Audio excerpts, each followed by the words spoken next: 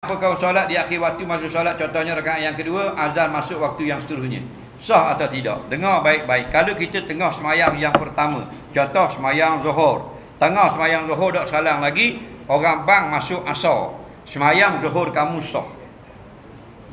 Ramai orang bodoh yang pergi berhenti. Berhenti haram. Apa berhenti? Dah masuk waktu lain. Dah siapa suruh berhenti?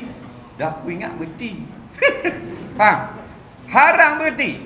Dengar baik-baik. Kalau tengah semayang, masuk waktu lain. Contoh kita semayang Zuhur, tengah semayang tiba-tiba tengah semayang, orang bang Allahu Akbar, Allahu Akbar, masuk asar. Ulama kata haram berhenti. Semayang kamu sah, teruskan sampai salam. Kalau kamu dapat serakaat baru dah orang azan, semayang itu namanya tunai. Kalau tak dang serakaat, orang azan dah, namanya qada. Jelas tak lagi? Ada orang berhenti tengah-tengah semayang, Maliki yaumiddin, Allahu Akbar. Alah bodoh. Dia kata bodoh. Tak belajar. Apa suruh berhenti? Haram. Faham? Teruskan semayang. Tak batal.